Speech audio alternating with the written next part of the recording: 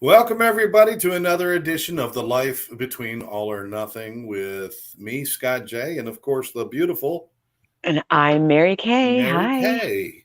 And we are here to talk about everything to do with living a better quality life, enjoying your life more, changing, getting unstuck, and doing all those things. And we've got great perspectives here. I'm in the warmest part of the United States, and you're in the coldest part of the world. Oh Um, yeah, with so great snowfall today too. Pretty. We had to dig ourselves out today. yeah, and it's so funny because you're dealing with snow yesterday. And yesterday I was dealing with a broken air conditioner in my office, and it was so hot we couldn't work. So I mean, two different issues going on across the across the country, um, but we both share a lot of the same perspectives, and that's why we're able to bring this show to people. That we both kind of been through the ringer in our lives, and then decided later in life that I don't have to live this way. I can make changes, and that's why we do this, right? That's exactly why we do this. You're it's never too late. You're never too old. Man, life can change in your 40s, 50s, 60s, 70s, 80s, and it's all powered by you. All right. We got people jumping in already. We got Oh Ron. wow. Yeehaw, Scott and Mary are in the house. Yeah. Yes. Hi, Ron. I'm in my house. I don't know. If I'm in your house too, then hide the furniture, hide the money. Hide the money. Lynn's with us. Hello, beautiful Oh, hi. friends. Hi, Lynn. Yes. And we got Gene, my friend Gene Ritchie down here. Hi, Jean. Hello, Scott. Gene, meet Mary Kay. Mary Kay, meet Hi. Gene. Gene has been following my other podcast for quite a few years, and we've had a chance to Nice. go do some great things together. Gene took me out to meet Pat Benatar um, and uh, and her husband Neil, and it was really a great time. Mom is in the house. Hi, Scott and Mary, and Hi, Sandy Mom. that's so we got people filling in right away, which is a good thing. And please Yeah, just keep welcome, welcome. your comments and your ideas are really important to us. Today we're talking about, and this was a no brainer for us to deal with this. We're talking about mental health and wellness.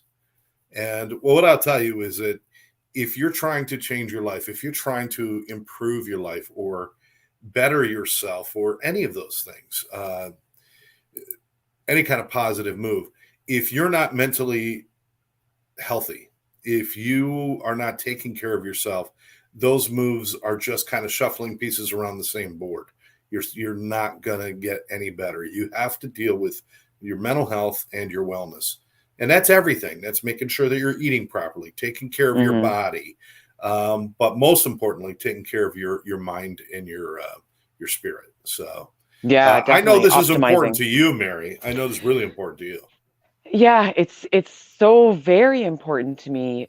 For me, well, we'll get into our stories a little in a few minutes. First, I wanted to say, we are going to talk about mental health and wellness and well-being. Scott and I are not medical professionals. We're not licensed therapists. So we're not going to treat or diagnose or anything like that. That's something that's reserved for your medical professionals, even your general practitioner, your doctors, therapists, counselors. So yeah, just wanted to get that little disclaimer out of the way. Absolutely. This show is about our personal experiences and our Yeah. and although we do have some professional standing in other areas, Hmm. it is not in the medical or mental health fields. As far as when we give you some ideas, we're giving you options and ideas and things to think about. Always consult a medical professional with these things. Always. One thing I'll tell you though is don't always accept what might not be acceptable to you. Um, you can go to six doctors and get six different answers for the same problem. And sometimes that first answer may not be the one that works for you. So it's okay to go around and ask other people and to shop around and see other professionals and to Yeah. seek other ideas on wellness. That sometimes pain doesn't require a pill. Sometimes pain requires a little physical therapy or perhaps some chiropractic care or something different. Just please just broaden your horizons. And as we talk about these things, again, just kind of open up your mind to some different ideas. But if anybody is suffering from any sort of physical or mental health issue, see a professional. Don't Yeah. expect podcasters to help you. Yeah, exactly. And I think, and that's an important message, right? Absolutely. I know in the US you have the 9888 number that is for crisis. Yes. Just came out last year, and I know it's coming to you sometime in the next 9 to In the 10 fall. months. Yeah. Yeah. Before we go, let's see. Okay, I told you Jean got me to meet Pat Benatar. She's going to meet Jason Momoa soon. Oh, nice. Well, that's quite different. Yeah, we want selfies. We want Aquaman. selfies. Yeah, we definitely want to see those. Jean says, feels so blessed to have people who have put up with my problems. She's dealt with her own issues, and she's had people in her life that have helped her along the way. And Karen's with us to say hi. Hi, Karen. So let me tell you about 988. 988 is a number just like 911, but it has been developed to deal specifically with mental health issues. If you know somebody, or if you yourself are suffering from a mental health disorder, calling 911 and getting grouped in with people who are in car accidents or trapped under something heavy, it just kind of didn't make sense. This is very specific to if you're feeling like you want to hurt yourself. Or that you're just kind of at that point of giving up on yourself, or if you're feeling really awful, if somebody you care about is in some sort of spiral with mental health, you can call this number and it can be as simple as a wellness check, or it could be as much as somebody picking them up and taking them somewhere for observation. But this is really important. It's about making that call. However, Mary, all the numbers in the world cannot beat the biggest problem with mental health, which is people don't say anything. The stigma. Yep, because there's a stigma. There's shame attached to it. There's shame. If I got mental health issues, I don't talk about it because it's shameful. If my son or my daughter or my husband or my wife has mental health, I don't talk about it because it's shameful. All this silence is killing us. Yeah, it is. And I know this is really important, because you've told me over and over again, no more silence, right? No more silence. And this year, I broke my silence. I'm 55 years old. I've lived with anxiety my entire life, like as far back as I can remember. And in my family, we've had two of our men who died by suicide. And even though those things happened, my family, it's a big fat Greek family. We don't talk about mental health. We just don't talk about it. Did you say big fat Greek family? Big fat Greek family, yeah. Just like the movie. The big fat Greek wedding. Okay, gotcha. Just like the movie, yeah. So we really don't talk about it. Even my mom was a nurse, my cousin's a nurse, my auntie's a nurse. Even we don't talk about it together. So excuse me, I just got to take a drink. Yeah, absolutely. I think that speaks to something that having an awareness is not enough. It has to be spoken. It has to be spoken. Your mom being a nurse, she's got the knowledge. And it's not like the whole family, everybody knows this happened. But nobody to speak about it, it keeps that secret. And it doesn't help anyone else. No, it doesn't. And so for me, as soon as I realized that I myself was not bringing it up, I wasn't talking about my mental health issues. Like I've been going to therapy for the last almost 16 years. And I've never really shared that with my parents. Why? Why not? So as soon as I realized that I was perpetuating that stigma, I was part of the problem. And I was like, okay, no way, I'm not going to be part of the problem anymore. And so I made a post and I posted it on LinkedIn as well, just to make sure that, all my corporate professional connections as well are going to know, and all my family on Facebook. And, I got such an amazing reaction of people saying, even people that didn't like and didn't comment, saying, you know what, thank you for sharing that. I never knew that's something that you're living with. And now that I know, I'm going to talk about it more, including a, 4 out of the 5 people that contacted me and said that they needed help are actually getting the help that they need now, macho men. Um, and so the more we share it and the more we talk about it, the less and less stigma is wrapped around it. The less shame is wrapped around it. The amazing part is there's no stigma in breaking your arm. No, that's right. You know, even if you break your arm doing something monumentally stupid, there's not a stigma about it. People might laugh for a minute, but you still got a broken arm, and they're sympathetic to the fact your arm is broken. And nobody walks around like, oh, I can't show anybody, I got a cast on my arm. They show people. But when we injure something here or something's broken here, we immediately think it belittles me, it diminishes me somehow, and I can't share that because then everybody's going to think less of me. But it just doesn't make sense. Ron's got a comment here. He says he had a cousin, 55 years old, drink himself to death in 2020. Ron, I am so sorry. And he had a great life, so it seemed. Right. So it seemed. If he drank himself to death, I would imagine there's a lot of things going on in his life that either you weren't aware of, or that maybe people just kind of brushed aside and didn't think about. We need to think about this, and addiction goes hand in hand with mental health and everything else. Yeah. As long as there's that stigma, then people can't come forward and say, I've got a problem with this, or I'm dealing with this, or even just to feel good about the fact that, hey, I survived this. I mean, I would just love to even have people who have gone through depression and gone through anxiety or gone through some sort of disorder of any kind, and they've gotten past it, but then to talk about it and say, yes, I conquered that.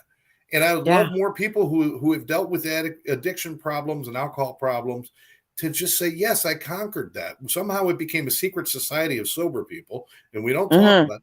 That's a bullshit thing. We need to show people that, listen, it's okay to have been broken. It's okay to get fixed, and it's okay to keep living. It's okay to do all those things.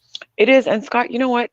Because you brought up addiction and recovery and on the heels of Ron sharing that tragedy. You and your business partner, Karen, that's what you're doing. Like maybe you can tell us a little bit about the Addiction Training Center and the things and the programs and the courses you have. Well, most of what we do, and I'd say pretty much 90% of what we do, is all geared towards educating people so that they can deal with addictions and mental health issues in their workplaces, in their families, in their communities, and just generally in their lives. So that the more awareness people have, so that they can walk up and start talking to somebody. Because people aren't going to come up and say, hey, listen, you look like a nice guy. Can I talk to you about my addiction? It's like, it's not going to happen. So if we're aware of the signs and symptomologies, we're going to talk about some of those in a few minutes, but if we're aware of the signs and symptomologies, if we're aware that this person on the inside is screaming to save their lives, but on the outside is remaining stoic and closed off, if we can crack that nut, if we can talk to them, then maybe we've got a shot. Too often, Karen and I have seen it over and over again in the years that we've been working together and years that we've known each other. We've been friends for 42 years. We've seen it over and over again where people walk away and give up on other human beings. Yeah. And we just can't have that. Everybody, whether it's addiction, mental health, or whatever the issue they're going through, everyone is redeemable. Everybody can be saved. Everybody can be. Is it possible to save everybody? Probably not, but it is possible to try our best and to not give up. Yeah. It should never be acceptable that one person slips through. We just had another mass shooting down here in the United States. I heard. In California. Wow. Yeah. Another issue with mental health disorders. I was doing a crime podcast with Therese last night. Yeah, I saw part of that. The kid, thank you for joining us on that. And, the kid who committed this college town murders in Idaho, he had mental health problems. He had self-esteem issues. He had all these things. And because we don't talk about it, because it is not something that is brought up, we'll give people sex education in high school, but we won't teach them about mental health. There is Duh. no mental health or addiction education in any school in the country That's a good for point. grade schools or high schools or anything. Kids are coming out into this thing like nobody talks about that stuff. Nobody does that stuff. We have to change the narrative. And the Yes. narrative has to be silence no more.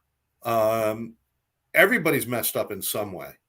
The most stable person in the human race still has little insecurities and little moments of anxiety and moments of sadness and moments of, we all suffer them. Just because somebody's got it to a greater degree, we're going to put them down. No, we need to lift them up. We need to start sharing and educating people. That's what we do at ATC. That's what you do. And I took your course, the Certified Event Interventionist course. Yes, you killed it. You killed it too.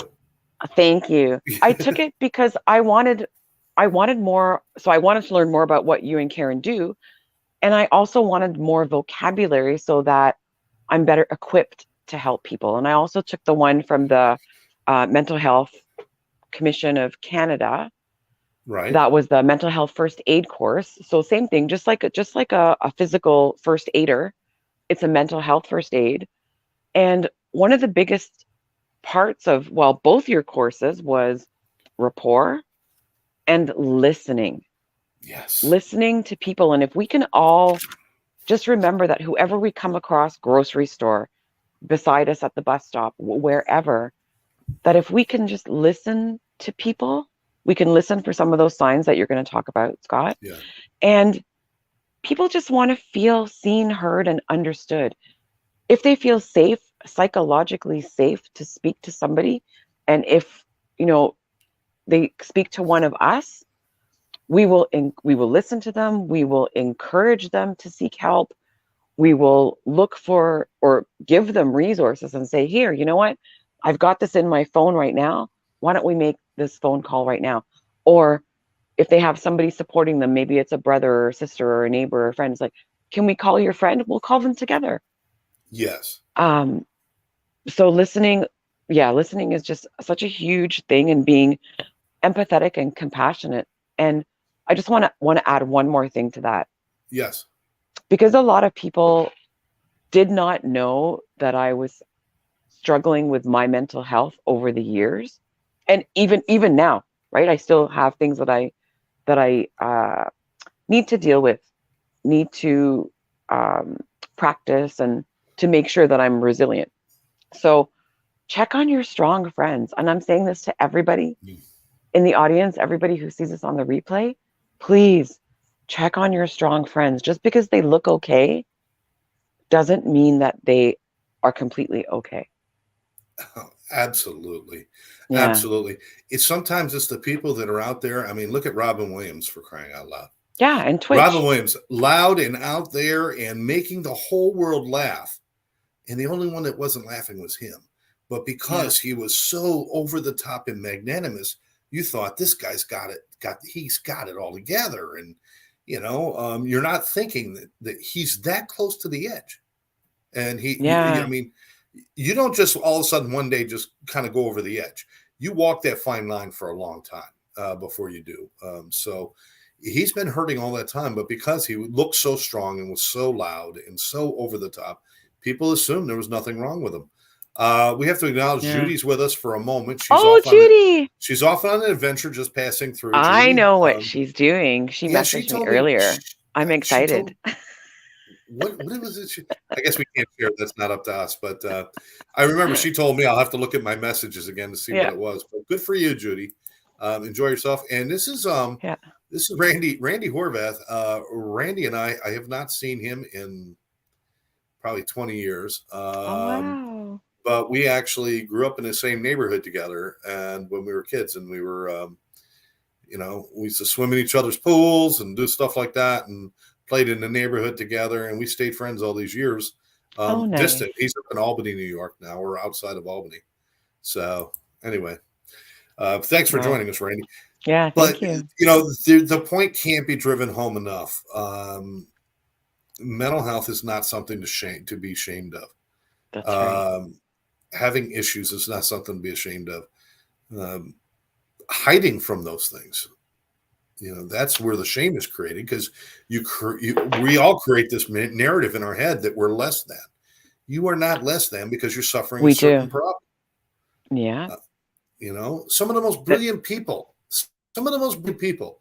Albert Einstein was it Albert Einstein or was it Thomas Edison? I think it was Albert Einstein was dyslexic. yeah. So he couldn't keep up reading and writing with the other people. But look at he ends up being one of the world's biggest geniuses and stuff. So That's right. everybody's got something. Everybody's got something. Well, here's something you could try. When's the last time you shared one of your secret weaknesses with somebody? When's the last Yeah. time you've just talk to somebody? I'm not saying you got to walk up to strangers and say, "Hey, by the way, sometimes I think about jumping into a pool of Jello naked." Yeah. Don't I'm not saying that. Just for an example. That's funny. But with a close friend or a family member, when's the last time you've actually shared, a moment of sadness with them or a moment of doubt or whatever it might be? We need to be practiced at sharing who we really are, not just what we want the world to see. And Yeah. that's tough. Yeah. Now you And talk about asking. asking for help. And Yeah. asking for help, but also asking people. We say, "How are you?" But Yeah. there's a book out there, and I can't remember who the author is, and it's called "How Are You Really?" Right? Like how are you really doing? How are you doing? And then listening for the answer. That's really important. Yeah, I don't think anybody really wants to know how are you when they say it. I Hey, do. Scott, how you doing? My neighbors, they walk by. Hey, how you doing? Okay, Well, that's a little to bit tell the different in truth, passing. I woke up, had a little lower back pain, and then but we should do this with people You're we're so close funny. to. We should keep an eye on our friends. You're absolutely right. And We should. our family members. Just start there. If you're not ready to expand out into the world and be the change that you want to see in the world, as Gandhi Yeah. would say. But at least start it with your family. Pay attention to your kids and your parents and your brothers and sisters and loved ones and spouses and pay attention. And when they're not, when they seem a little off, lend a real ear. Listen to them for real. Be there for them so that they can feel safe in sharing whatever's going on with them. And conversely, if you're feeling off, share with them. Share with them. I think we've all been in relationships when somebody's been mad or upset, and you say, "Are you upset?" And they say, "No." They're upset. Fine. They're not telling you, "I'm fine." Yeah, fine. I love that one. Fine. Fine usually means I start packing, Scott, because shit's gonna Yeah, get bad. yeah. But it's so frustrating because something's wrong with them. They're not willing to even say it out loud. And this is about stupid stuff. Now think about this other stuff that we're talking about with mental health. This is serious stuff. Yeah. You don't want to end up at that point where you're sitting with a gun in your lap, considering hurting yourself before you reach out for help. Yeah, and that's a very, very powerful image. So, okay, we've both had experiences. Do you want to share one of yours where that you can think back in your life? Maybe had you reached out to somebody, it would have been better. Or anything you want to share about mental health struggles that have been in your life for yourself, like your own struggles. Well, my own, as far as myself, I never talked to anybody about how I was feeling. And that was bad because with my addiction and with the violence and the nature of where my addiction took me, everything I did, everything I was exploding out towards the world was coming back like tenfold at myself. So I was talking about, I hated everybody for every reason. And, I'll just assume, I wasn't like a mass murderer or anything like that, but in my head, it's like, I just go freaking die. I don't care about you, but all of that came back to me to a point where it's just like, I wish I could just die. And I spent every day loathing myself for not having the courage to take my own life, because that's what I really wanted more than anything else. But I could never say that out loud. And I don't know how my life would have changed had I done it. It's possible it might have changed drastically. I don't know. But I will never know, because I had to wait until I got to that point of after a series of arrests and other problems where I had to face it. And the truth is, the mental health component, I put down the drink and the drug, and I started getting sober. And then I started to Yeah. realize I got a lot of stuff to unpack here. So I was, one of my problems was an issue with rage and violence and anger. And I would become a violent and an abusive husband, an abusive father, and do these things. And people are like, oh my God, how can you say that out loud? Well, I say it out loud because it should not be my secret. If it's my secret, then I'm suffering with it. If I let it out in the light of air, it becomes a lesson for myself and for people around me that maybe I can help them. But that's just, in my own experience, what I've learned is the more air I give to something, the better I feel about it. And, it's like, did you ever watch the TV show MASH? I did, yes. Okay, you remember Radar? Yeah. Oh, yeah. You're aware Radar had a hand that was malformed? Yes. Okay. I didn't know that when I first started watching. It was pretty much just like a thumb and a finger kind of thing. But he would always hold. Are you still there? Yeah, there you I'm are. still here. Okay. I'm still here. What are you doing? I disappeared the screen on my computer for a second. I'm like, whoa. Oops. He always held papers like this, so you could never really see. Yeah. And what happened was, all of a sudden, I found out about it. Like, I loved that show. Loved that show. I was a huge fan. Had a big party when they had the final farewell show. And everybody dressed like their favorite MASH character. And it was like a big show. But at some point, a couple seasons in, I read something about Radar's hand. I can't remember. Gary Berghoff, his hand. Mm-hmm.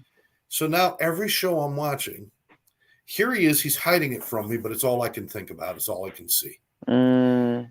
And so what happened was that issue, because he didn't just simply say, he didn't just go on the thing and like have a bad hand. They were trying so hard to hide it that it became so obvious. And now that's what happens a lot of times when people don't talk about their mental health issues and stuff, is that instead of just saying, well, this is who I am, and these are the parts of me that aren't so perfect and not so good, and some of them are a little bit, even a little on the ugly side, but the more I try to hide it, the truth is the more obvious it becomes. You mentioned something earlier about suffering in silence, and I said, there's no such thing, because the more silent I am about it, the more prevalent that will become in my life. The more I give air to it, the more I give voice to my problems, the less prevalent they are. Does that make sense? Yeah. Oh, that makes perfect sense. And because I know from my own experience, when I've talked to people, it lessens, it just diffuses it a little bit for me. And just having that freedom to go and ask for help and to talk about it, or for somebody to say, oh my God, me too. That's how I feel. And then we can talk it through, and we can talk about our own experiences and trade therapy numbers and all that sort of thing. And it's, you know what, we're all part of the same community, which is humanity. We're all part of the same thing, and we can all help each other. We can all stand up for each other. Now, you were talking about, we were talking about suffering in silence, and sometimes that comes out. But how can somebody, what would I look for in myself to notice my mental health declining, or maybe in somebody else? Like, what are the signs that you know about? Well, and I do have a list here, just because I don't want to forget some of these things, and they're very important. Okay. I don't want people I like to make sure I get all the thoughts out. One thing before I read this, one of the reasons you want to recognize the signs and symptoms and get some information. And Mary, hats off to you for taking that mental health class and learning more about it when you didn't have to do that, but you wanted to. No, I didn't. Be more involved. I think all of us need to learn more about these things. They're not taught enough. This should be high school 101 right here. It's about mental health and mental wellness. Maybe one day that'll change, and we'll stop worrying about whether I know how to conjugate all my verbs and start figuring out, can I actually take care of myself and not hurt other people or myself? All right. Anyway, excessive worrying or fear. That's Mm. something that you will see a lot of times is a precursor to many mental health disorders, is an Mm-hmm. excessive worrying or fear. Um, Feeling excessively sad or low. So, when it's excessive, I don't want people to think, I woke up this morning, I felt kind of sad. I wonder if there's something wrong with me. I better call 988. No, excessive. It means day after day. It means everybody falls into a funk once in a while. We're human beings. We feel a Yeah. little bad sometimes. Yeah. And sometimes there's no reason for it other than just the body is doing something that you don't even know what it's doing. And you can feel off. But if it becomes excessive, you definitely want to look for help. Confusion in thinking and concentrating and learning. If you start to have confusion, and you see this a lot later in life with people, because mental health doesn't start as a child. There are children who have mental health issues. There are teenagers where they develop. Yeah. There's 20s where it develops. And yes, it can develop in your 40s, 50s, and 60s. Yes. Yeah. And this is one of those big ones for people later in life.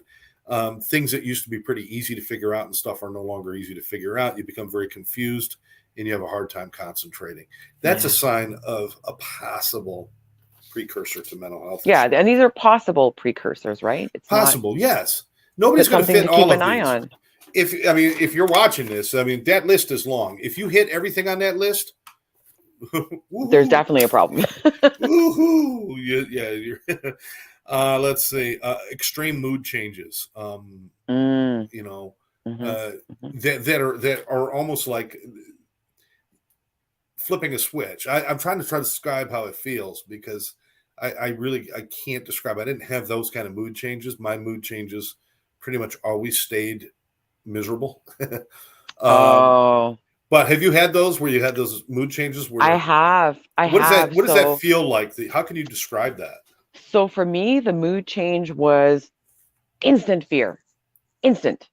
Just like if a snake were to come out at you or a dog were to surprise you, like a jump scare. Yeah, right. That would happen to me instantly in my mind with no stimulus around me to cause that. And so, excuse me, that was something that happened to me back in 2012, going into 2013. It started happening and I couldn't figure out, like, what is this feeling? What is this fear? Am I scared? Am I having a heart attack? Am I having a panic attack? Like, what's happening? Even though I had already been going to therapy and talking about anxiety, some new things were kind of popping up. And eventually, in March, I had a complete meltdown. And it was brought on by issues with my stomach. So I had to go to the doctor. I had to go to the specialist. I went and got the colonoscopy, got the gastroscopy, both ends done. And this doctor, who knew nothing about me going to therapy or anything else, said to me, "You have irritable bowel syndrome. All right. We can treat it. This is how we're going to treat it." And yes, I did have to start taking a medication for that. But he said the one thing, and he gave me a list of things to do, right? Eating and diet and all that stuff. Control my stress, control my anxiety, control my worry. So it was just showing me that my anxiety, not completely under control, was actually inflaming my digestive system. And so fear, going back to your question, it was just like instant fear, like that jump scare feeling. It would just come for no reason. So you're not seeing a catalyst, you're not seeing any cause, it just happens.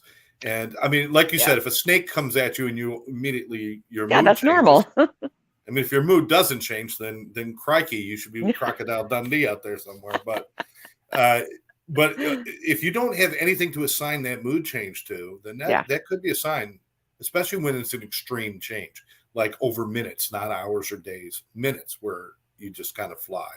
And also that's important about the gut too. Taking care of your gut is important because the chemistry that flows in your brain is created in your gut. Oh yeah. and it will mess up your dopamine, your serotonin, your adrenaline, your noradrenaline, and all the endorphins. All that stuff will be messed up when your gut is out. So you got And to it take care of hurt. your gut. Oh And yeah, it hurt. And I'm off. I was off medication fairly quickly because I was doing other things to help. But when I did trace back, when I did start doing the work fully to figure out what was the root cause of what's going on here, it was a bad relationship that I was in, and it was work stress, a lot of it that I put on myself, and being on the road to burnout. I think I did burn out. And so I was able to trace it back to situations, and not to blame the situations and circumstances, right? They were what they were. But yeah, what meanings was I ascribing to those situations? What exactly. was I not doing about those situations? It was all with me. It was all with me, which was good news, because if it's all with me, then I can You change it. can fix it. I Yes. can fix it. Yeah. I love that. And you're right. It's not the circumstance. The circumstance, it might be your starting point, but it's not about, Yeah. you know, I didn't hit bottom because of a bad relationship. I hit bottom because of how I dealt with that bad relationship. Yep. Because I either didn't deal with it or I did deal with it in a poor way or whatever I did. But you're right. Whenever I can put the eye onto it, I chose this path. It didn't work out. But if I chose this path, I could choose another. I just don't want to be a Yes. victim anymore. And Choose another. feeling like that victim of you have no control over your life is another sign that there could be something wrong. That is another Right. sign. We got a couple comments here. Let's see. Ron is sharing. You hit the rock bottom. I guess she was talking about Mary when you were talking about when you hit your tailspin there. Nowhere to go but up after that. Yeah, there was absolutely. But Yeah. I want people not to get there, not to No. get to rock bottom. So how do we, like you're saying, recognize some of the signs, Recognize. deal with them here before you get here, when it's even harder to deal with? Yes, absolutely. Lynn says, yes, tummy is your second brain. Oh, It gets so nice. affected. Absolutely, because that's where your brain chemistry is born from, is from your gut. Yeah. Thanks, My Lynn. stress gave me cancer, and I lost my gallbladder because of it. Yeah, Ron, you've been through a lot. He's been through a lot. It's amazing. So we talked about excessive, extreme mood changes, prolonged feelings of anger or irritability are signs. Avoiding friends and social situations, especially Yeah. if you're somebody that maybe used to be social and now you're Yeah. not anymore. That was me. Yeah. Yeah, because generally we don't go out in front of it. The reason we change our habits with friends isn't because of our friends; it's because of how we feel about ourselves, and we don't want to be judged Yeah. in front of them. So that is definitely an inside job there. Difficulties relating to other people. One of the things that happens a lot of times with mental health, correct me if I'm wrong, and this isn't every circumstance. Again, please, these are just our opinions and our experiences. But with mental health, a lot of times you feel like I'm the only one suffering from whatever I'm suffering from, and you feel very alone and isolated. When you feel like that, other people don't make sense to you anymore, or you don't even like to try to connect with other people because it's almost painful. It's like I don't even live in their world. So that extreme isolation and separation, whether it's a physical isolation or just a mental isolation where you're in a room of crowded people, but you're completely alone. So that's something that's really, that is a very big sign that there's something going on and you need to be talking to somebody. Yeah. None of these mean you have to run off and check yourself into a mental hospital, people. This is not what this means. It means you need to talk to somebody. I'm not even saying you have to call a professional first, but or investigate. Get a good friend. Yeah. Investigate a little bit. Get a good friend. Go to a group. You know what? There's groups for almost everything out there. There are. Yeah. Support groups and different things where you can just talk to other people and realize. I think sometimes when we realize it's not just me, that makes a big difference in the world, doesn't it? Oh my God, it's huge. And that's part of the reason why I shared what I shared on social media, because a lot of the people that have reached out now know, wow, I'm not alone. I said those same things that Mary said about anxiety. And, even that course I took, the mental health first aid course, that one is a weekend course. Saturday is a self-study and you do an exam. And then the Sunday was interactive via Zoom, Now, some of the people on there were like me. They weren't looking to be practitioners or anything like that, but we were looking for more information, and they shared their struggles with the class. So we Right. all got to talk about it together, and that was actually a very amazing amazing course and interaction, because once one person shared, it gave permission for everybody else to just give a little more transparency, and it unified all of us in those Right. moments. Yeah. We're never alone. Well, I see this a lot in different meetings that I attend, and there's different places I Yeah. go based on addiction and alcoholism and other things. But you see somebody sitting there and they're very isolated and very alone. And as they listen to other people, you could see them kind of perk up a little bit, because it's like, I understand that and I understand that. Maybe what I have to say is relevant now, and maybe I can. And then all of a sudden they start sharing too, and Yeah. that feeling of unity, that it's like, listen, this doesn't make me a pariah. This does not make me, I'm not on the island of misfit toys. Yeah. The truth is, you know what? We all are. You're not? We all are. We are all on the island of misfit toys. We all have our unique qualities and things. Sandy Mom is saying, just Sandy saying Mom. out loud to another person what is bothering us can make a huge difference. Yes. 1,000%. Yeah. I'm going to ask you a personal question, Mary. You can answer it or not answer it, but with the suicide, the 2 suicides in the family. Yeah. Everyone knows what happened, but nobody talks about it. Yeah. Were there times when it felt like it was almost like a wall that was being constructed between real communication in the family? Did it feel like it disrupted the family somewhat by everybody not talking about it? So, I mean, it disrupted me. One of them was when I was a kid. So I didn't understand what was happening, and I couldn't really get information. And then the most recent one, like even at his funeral, nobody talked about what happened. Wow. Right. And it's, there's a lot of, and I think it's the same for many people in many cultures, there's a lot of pride in having the perfect everything, perfect kids, perfect parents, perfect this, perfect that. And if there's something that doesn't align, so screwed. I am so screwed. Perfect kids, perfect parents, perfect. Oh my God. I know, right? And I think so. Even things like, yeah, somebody losing their job, like say my cousin, like knock on wood, no, loses her job. I'm probably not going to hear about it from the family, right? No one's going to say so and so lost their job, because that's some kind of a taboo thing, right? I might hear it from my cousin, of course, but it's things like this where, oh, you can't say that. But meanwhile, Greeks are known for being big gossip mongers. So it's like that doesn't make sense. That doesn't make sense. Oh, you know what the neighbors did over there? Yeah, exactly. And then they said, well, what about what you did? No, we're not talking about that. We're not talking about that.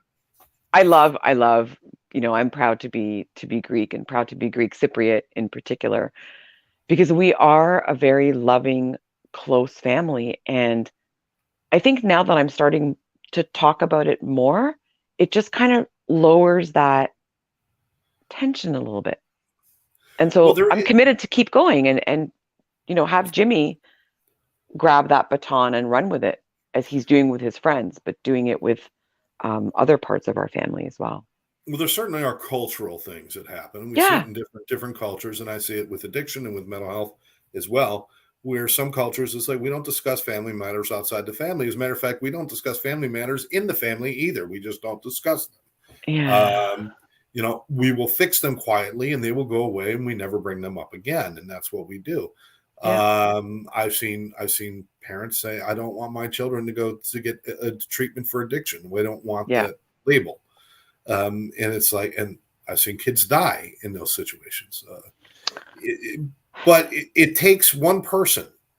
Yeah. It takes one person in the family to step outside a little bit, and you're dipping your foot in the pool of the black sheep. I mean, you're kind of like, well, she's kind of crazy. Okay. Why is she saying that? Why is he like out in public saying this stuff?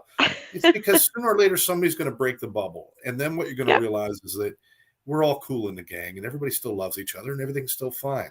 But we're just not going to keep these secrets and stuff.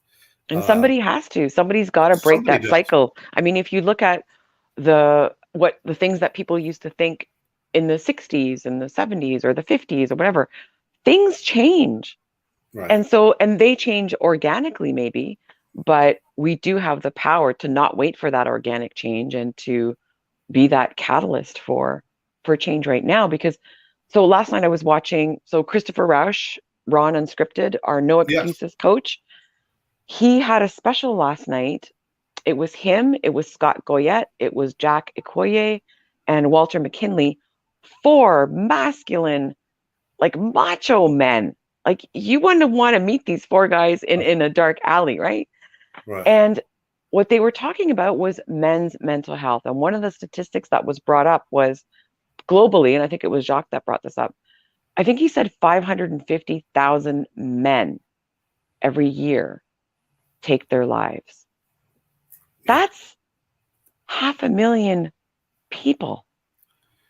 Like, why is it happening? And how can we bring awareness to that? And it's not just about our men, it's about everybody, right? Right. That statistic shocked me. I did not know that.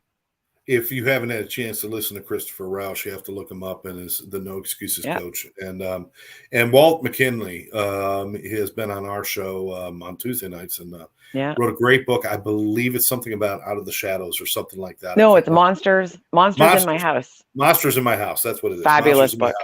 And he wrote a book, and it's freaking brilliant. This guy, military guy, he's like, I mean, he's lived the life of the macho man, but he's broke it down to the real fear that ran his life for all those years. Where that all came from. And, you know, there's great strength in being able to embrace our weaker points, you know? And tell other people. Yeah, and tell other people. It's so important. And you're right. It's just, we've made it too acceptable not to do that. Changing in sleeping habits, eating habits, changes in sex drive, anything like that. If all of a sudden your sex drive is gone, sometimes that can have something to do with how you feel about yourself or a mental health issue. Obviously, delusions, hallucinations, and things like that. I assume everybody understands that that's not a good thing to have. Turning to alcohol and drugs. Or any short-term gratification. Yes, absolutely. Continuous physical ailments when they're really, I'm constantly got a headaches. I constantly have a cold. I constantly have this. I constantly feel bad because it does manifest itself. Your emotions and your mental health manifests itself physically. And people are like, no, it doesn't. I'm like, when you're standing online to go on the world's scariest roller coaster, when you're about to go on a world's scariest roller coaster, your mind, your emotions, your mental thing is you're scared. And you actually feel butterflies in your stomach. That's a physical reaction to a mental thought. So yes, our bodies physically react to our mental thoughts. So if you're having unhealthy mental thoughts or unhealthy mental health, then it will manifest itself physically, and you'll see that. That's a huge one, Scott. That's a huge one. And I just want to bring up a study or an experiment. I don't know how scientific this experiment was, but it's one of those viral ones that I've seen out there. And it's by a guy named Dr. Emoto. And what he did was he took 2 jars of water from the same source, put one in one room, another in another room. He got 2 different groups of people. One group of people was supposed to go in there and think or say bad things to this jar of water. And the other group was to do the opposite and only positive thoughts and positive things and whatever to this jar of water. Then he froze the jars of water under a microscope. He's watching how they're freezing, the pattern of freezing. Well, guess what?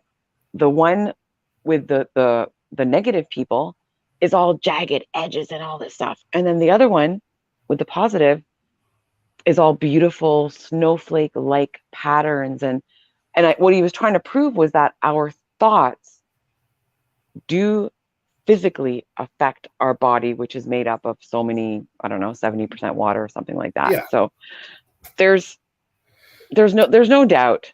And even my gastroenterologist, of all the list of things he gave me, he said the one thing you need to do is manage your stress. Yes, absolutely. You have to manage your stress. You have to take care of yourself. Yeah. Dr. Emoto, I think it's Emoto, I think. I love his song. Yeah. Domo, domo arigato, Dr. Emoto, domo. You're so funny. I, Oh my God. I'm so sorry, Doc. That's a serious experiment, though. Look that up because it does. You actually your positive and or negative energy can affect your environment. Mm-hmm. Um, just think about it. If you've been in a relationship for more than a week, if you've ever been in a relationship where you've been together for a while, and if you're sitting next to somebody, you don't have to look at them to understand that they're not in a good space sometimes. Mm. You ever been sitting next to somebody and just feel this negativity? You feel a sadness, or you feel something's wrong. And then there's other times when you feel like a warmth and a glow from a person without looking at them. Mm-hmm. And if you're not open to those things, I challenge you to open yourself up. Now we're getting towards the end of the show. Wow. That's unbelievable. But any thoughts of suicide, intense fear of weight gain or body changes? A lot of Yeah. times we will manifest our mental health issues with assigning them to our physical being. And so many times it's people who lose a lot of weight or create bad eating habits and stuff, it's because of how they see themselves. And Teresa's chiming in just at the perfect time before I even said this. Unhealthy eating habits, starvation or binging. Absolutely. Yeah. Big thank you, Teresa. Big sign of mental health disorder, or a possible mental health issue. And then, of course, nightmares, behaviors, extreme changes in behavior, changes in your work or your school habits. Now, what I want to mention is you see this a lot with retirees or people Mm-hmm. coming to the end of their work life and they're starting to free up some time. And they start to, when you get older, there's times in your life, like when you first break out from your parents' house and you're kind of on your own, you really got to pull yourself up by your bootstraps and develop your own life. Well, the same thing happens at the end, too. You got to kind of pull yourself up by your bootstraps and say, okay, what's next? And if you're not in a good mental space, a lot of times that'll manifest itself and get even worse. And Yeah. I've seen a lot of people go into retirement, especially in first responders, who no longer have purpose or drive in their life, and they fall into depression and sadness. And we see a lot of 42% higher risk of suicide in first responders than any other place. Wow. 42% higher risk. That's And a huge. lot of times it's because they lose their meaning and stuff. So it's important to always talk about how you're feeling. If we can push Mm-hmm. anything home to all of you, if you could have just get a Sharpie right now, write it on your forehead. So every time you look in the mirror, it says, did I tell people how I felt today? Do that. And if people look at you funny, then talk louder because they obviously need to hear this. Nobody should be looking at anybody funny. And yeah, and it's okay not to be okay. It's one of Yes. the slogans for uh, not a treatment center, a hospital in Toronto, CAMH. And they had this program where they would go into the workplaces and give us stickers, like mood stickers. And it was okay for you to put this yellow mood sticker to show that, okay, you're not that great today. And for Right. everybody to be able to share their moods through those colored stickers. That was a neat thing. Small world. We met that group in Chicago at a firefighters conference. Oh, you did. And they were there CAMH, yeah. working with first responders and firefighters. Yeah. And the whole thing was, it's okay not to be okay. And they had stickers and little bracelets and all sorts of stuff. I think they were amazing. doing podcasting too. Oh, wow. There's, something else I want to mention is this is not like something new. We have been silenced for a long time against things that we believe to be shameful, things we believe to be harmful. The Me Too movement that has just come out these last several years with women coming forward who have been sexually abused, sexually harassed, and other things. They are, a lot of people are like, well, I don't understand. Why didn't they just say something at the time? Why? Because they didn't want to be judged. They did not feel that their voice should be heard. And that's no different than what we're talking about now. If it doesn't Yeah. feel right, if something's wrong, speak up and say something. How many women have suffered over the years, and probably some men too, because of Oh, abuse definitely men. issues, Yep. sexual abuse, or even just physical abuse, and they suffered in silence. Speaking of abuse and our heroes, there's Walt McKinley There's joining Walter us. McKinley, And hey, brother, author of the best-selling book, yes. Monsters in My House. Loved it. And he's one of the ones who spoke up. But even he Yeah. took years to be able to do that. And what we're saying is don't wait years. Don't waste your life, or don't end your life over something where all you got to do is speak up. We don't have to wait years to deal with this. We need to deal with this now. We need to spend time with our children talking about it's okay not to be okay. We need to spend time with our families. We need to pay attention to our parents and their retirements, and we need to pay attention to ourselves as we go through our lives and speak up when something's not right. Losing one person to this kind of suffering, this silent suffering, is that's one too many. One too many. Walter, start speaking your truth now. Don't wait to unlock your happiness. Thank you. Yes. Thank you. It's so appropriate that he joined in right at that time. Perfect timing. Mary, what do you think? I mean, we could go on with this, and I think we probably could continue this next week. We may continue this next week. Talk a little bit more about mental health and wellness, and maybe talk about some alternatives and things people can do, and different activities. Hey, Walter, if you're available, maybe we'll have Walter come on and talk a little bit about how those things. Donna is saying, I wish you would. She wants us to continue this next week. Yeah. Okay. Done. Donna, done. Living in quiet desperation is canceled. Yes. I love that. Yes, speak it out loud. I am so glad we're getting this kind of response. This is exactly what we want to hear from people, not just for our own edification because we're doing a podcast, but because it's time people start speaking up. And it's time we start advocating for more mental health education in our schools and in our communities. And resources. Absolutely. And resources. There's a statistic, and I can't remember exactly what it was. I think it was over 50% of people that are struggling with mental health issues are not able to find or get help. Like, what? That's crazy. It is. It is. And there are sources that they don't know about, and we're still underserved. I mean, we're definitely underserved. And I know in the United States, our veterans are woefully underserved for the issues that they come back with their PTSD and their trauma. And they're waiting weeks and weeks and weeks to see and speak to people at the VA. Listen, it's time we start dealing with the real issues. And the real issues in this world are really about our own mental health and wellness. It should no longer be acceptable that people who we identify as having problems continue to slip through the cracks. We see it and we don't know what to do or who to call. Well, it's time to start making calls. Call 988 if you know somebody who's in mental health distress. If you think that they're going to hurt themselves or someone else, you need to get into it. Let me see. And then in Canada, I just want to add, in Canada, we don't have 988, so you'll have to find a hotline, or you can go to any of your municipality websites. So for me, Durham Regional Public Health, and then don't forget about if you're working for a corporation, you've got medical benefits. Almost always there's an employee assistance provider that can help you, and even they have numbers you can talk to. If you call that number, you can talk to somebody right away. Absolutely. And then deal with, okay, do I need 4 appointments, or get that going? There's always somebody. And and I see a comment up there, I can't read it. I mean, there's even on your insurance card, the insurance, you can call the insurance company and they have lists of providers and different things too. I mean, people never think about that. I'm like, well, I don't know who to call. You got a Blue Cross Blue Shield, or you got a Aetna, or you got a Cigna, whatever you have, or a Canada card. And you look on the back, whatever numbers, call them and say, listen, this is my problem. I need to talk to somebody. And they could say, well, here's a bunch of people in your area. They will do that.